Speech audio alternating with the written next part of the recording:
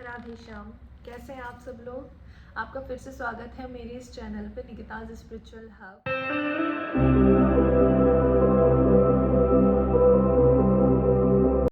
आज है साल की पहली एकादशी, पुत्रदा एकादशी।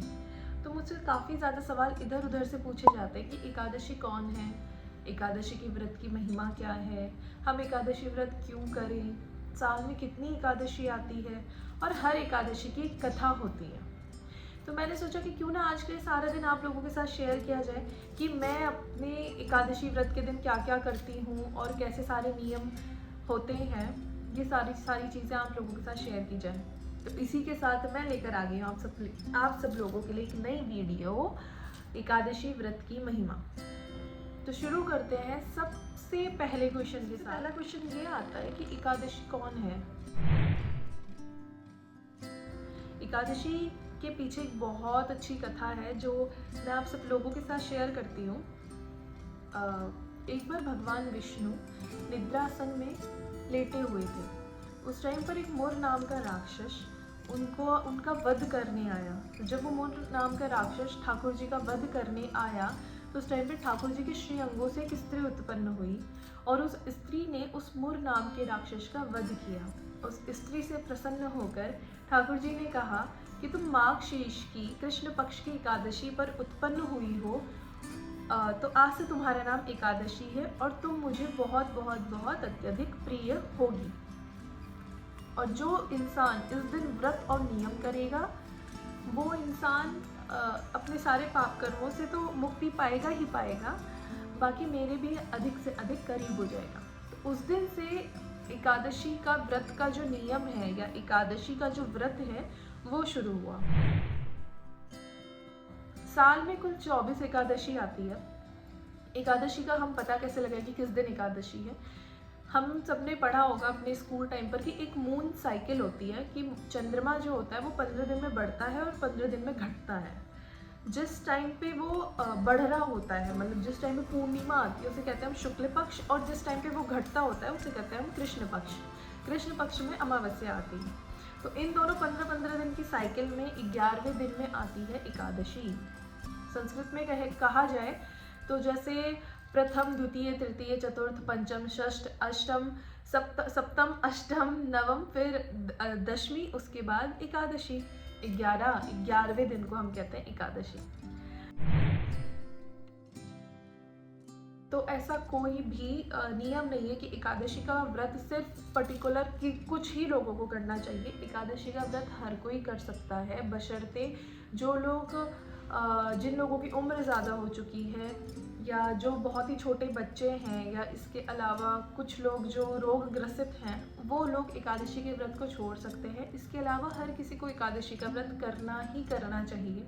अगर आप वैष्णव हैं तो आपको ज़रूर एकादशी का व्रत करना चाहिए।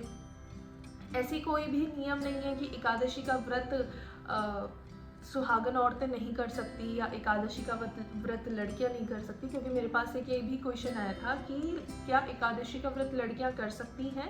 ऐसा बताया गया है कि जिन स्त्रियों के पति नहीं होते इस संसार में उन लोगों को एकादशी का व्रत करना चाहिए। तो ऐसा कुछ भी नहीं है। एकादशी का व्रत एक अच्छी आयु के बच्चे से लेकर एक नौजवान और एक ठीक आयु के इंसान जो एकादशी का व्रत कर सकते हैं अपने बुढ़ापे तक, वो लोग सारे ही हर कोई एकादशी का व्रत कर सकता है। एकादशी के व्रत के दिन क्या खाना चाहिए और क्या नहीं खाना चाहिए। एकादशी के व्रत के दिन जैसा कि मैंने आपको बताया कि अन्न तो बिल्कुल नहीं खाना चाहिए, क्योंकि अन्न में उस दिन पाप का वास होता है। एकादशी का व्रत हम फलाहार करके रख सकते हैं।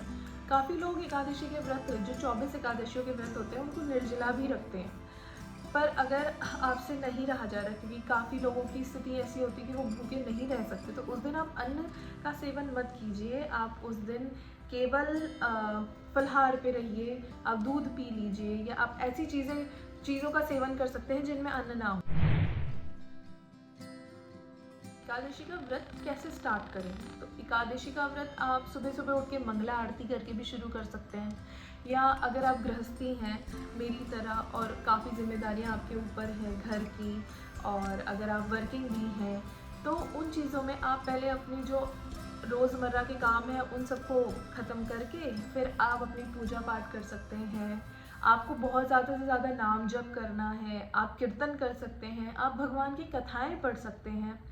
जो एकादशी का व्रत है ये मेनली इसलिए मैं बता रही हूँ कि हमें करना चाहिए। देखो एक रीज़न क्या है कि हम हमारी जो आत्मा है, हमारी जो सोल है वो काफ़ी ज़्यादा दूषित है। और मैं ऐसा नहीं मान सकती कि इस धरती पे रहने वाले कोई भी मनुष्य ऐसा कहे कि नहीं भाई मेरी आत्मा तो बहुत पवित्र है। किसी ना किसी ने कभी ना कभी कोई ना कोई पाप करा है। अब पाप कर्म में तो झूठ बोलना भी आता है और हम तो चलते फिरते कब क्या झूठ बोल देते हैं हमें पता भी नहीं रहता। तो हमें अपनी जो सोल है उसे प्योर करना है। तो जब हम अपने इस आत्मा को प्योर करने आते हैं तो ये जो कुछ चीज़ें हैं, हम कथाएं सुने, कथा सुन के हमारा जो चित्त है वो एकाग्र होता है, आत्मा पवित्र होती है। एकादशी व्रत करने से भगवान नहीं कहते कि मेरे एकादशी का व्रत करो, मुझे तुम्हारा व्रत, मुझे चाहिए कि तुम लोग मेरे लिए व्रत करो। ईश्वर नहीं कहते। ये जो व्रत नियम है, ये जो सारी चीज़ें वो हम अपने लिए करते हैं, अपनी शुद्धता के लिए करते हैं। अब जैसे आप अपनी बॉडी के लिए बड़े कंसर्न रहते हैं कि भाई अब अभी इतने टाइम हमने जंक खाया है तो एक दिन हमने डिटॉक्स कर दिया अपनी बॉडी को, तो भैया आज हम कुछ नहीं खाएंगे। तो आपकी सोल का भी तो डिटॉक्स होना बहुत ज़्यादा ज़रूरी है, वरना पड़े रह जाओगे इसी चक्र फेर में। तो जितना आपसे हो सके, जितना आप प्रभु के करीब रह सके। और मैं तो कहती हूँ कि सेंटर ऑफ पॉजिटिविटी है। जैसे हर किसी का होता है कि बच्चे होते हैं, अपनी मम्मी से बात कर ली कि मम्मी हमें ये प्रॉब्लम आ रही है और हम इस प्रॉब्लम में हैं, तो मम्मी उनको सोल्यूशन देती है। या आपका कोई फ्रेंड हो या आपका लाइफ पार्टनर हो या कोई भी आपकी लाइफ में कोई भी ऐसा इंसान जो आपको सेंटर ऑफ पॉजिटिवनेस लगता है, जिसके पास जाके आपको ऐसा लगता है कि यार इससे बात करके मुझे कोई ना कोई सोल्यूशन मिल जाता है। तो उसी तरीके से जो सारी पॉजिटिवनेस का भंडार है, जैसे कि कहा जाता है ना कि हम जब मंदिर में बैठते हैं तो मंदिर में बैठ के मन एकदम शांत हो जाता है। तो वो प्रभु हैं, वो गोविंद हैं, वो राधा रानी है हमारी। तो इनसे कनेक्टेड रहना बहुत ज़्यादा ज़रूरी है। मैं ये नहीं कहती कि आप पर्टिकुलरली उन्हीं चीज़ को मानो, पर मैं एक चीज़ ज़रूर ये कहूँगी कि स्पिरिचुअली कनेक्ट होना वो भी इस समय पर बहुत बहुत ज़्यादा ज़रूरी है। और आपको ये बात सिर्फ ऐसे लग रही होगी कि यार ये तो ऐसे ही कह रही, स्पिरिचुअली कनेक्ट होना। आजकल हमारी लाइफ में इतनी दौड़ा भाग है, इतनी सारी जिम्मेदारियाँ हैं, इतने सारे काम हैं, हम कहाँ से वक्त निकालें स्पिरिचुअल कनेक्ट होने के लिए? ऐसा कुछ नहीं है। देखिए प्रायोरिटी डिफाइन करती है हर चीज़ को।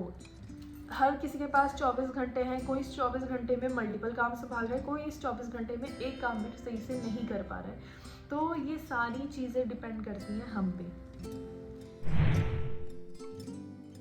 हर एकादशी की कहानी होती है, हर एकादशी का एक महात्म्य है। तो आज है पुत्रदा एकादशी। तो पुत्रदा एकादशी की कथा इस प्रकार है कि एक राज्य था सुकेतु मान करके, वहाँ के एक राजा थे और उनकी बीवी थी जिनका नाम था शेव्या। उनके कोई पुत्र नहीं था और काफ़ी टाइम से सारा धन धान्य ऐश्वर्य होने के बावजूद भी पुत्र ना होने के कारण वो काफ़ी टाइम से परेशान रहते थे, हमेशा व्यथित रहते थे कि मेरे बाद मेरा राजपाट कौन संभालेगा, कौन इन सारी चीज़ों पे ध्यान देगा। तो एक बार वो स्नान करने के लिए एक नदी के किनारे गई। उस नदी के किनारे उन्होंने ऋषि मुनियों की कुटिया देखी और उस कुटिया में जाकर उन्होंने ऋषि मुनियों की थोड़ी सेवा करी। उसमें मुनि ने कहा कि आपको क्या चाहिए? तो राजा ने बोला कि प्रभु ऐसे तो मेरे पास सब कुछ है, धन है, ऐश्वर्य है, सम्मान है, सारी चीज़ें हैं, पर मेरे पास संतान नहीं है, मुझे संतान प्राप्ति चाहिए। तो ऋषियों ने उन्हें बताया कि पौष मास की जो एकादशी आएगी, सबसे पहली जो एकादशी आएगी वो है पुत्रदा एकादशी, अर्थात पुत्र को संतान की प्राप्ति करवाने वाली एकादशी। इसलिए भी जो दंपति को पुत्र नहीं प्राप्त होता है या संतान की प्राप्ति में कुछ दिक्कतें हो रही हैं, तो ये एकादशी करने से उनको पुत्र की प्राप्ति ज़रूर होती है। तो उसके बाद जब राजा ने ये सारी बातें सुनी तो उन्होंने पुत्रदा एकादशी का व्रत रखा और उसके कुछ महीनों बाद ही उनकी रानी शेव्या गर्भवती हुई और उन्होंने एक बहुत तेजस्वी पुत्र को जन्म दिया। तो पुत्रदा एकादशी अर्थात पुत्र को देने वाली एकादशी, इसलिए इस एकादशी का महात्म्य है। कुछ छोटी छोटी बातें जो मैंने आप सबको बताई। इसके अलावा भी अगर आप कुछ जानना चाहते हैं तो आप ज़रूर मेरे साथ शेयर कीजिए, कमेंट में बताइए कि आप और क्या जानना चाहते हैं कृषि के बारे में, या आपका कोई और सवाल हो। जितना मेरे पास बुद्धि होगी, मेरे पास ज्ञान होगा, उस हिसाब से मैं उसका जवाब देने की कोशिश ज़रूर करूँगी आप लोगों को। तब तक के लिए राधे श्याम।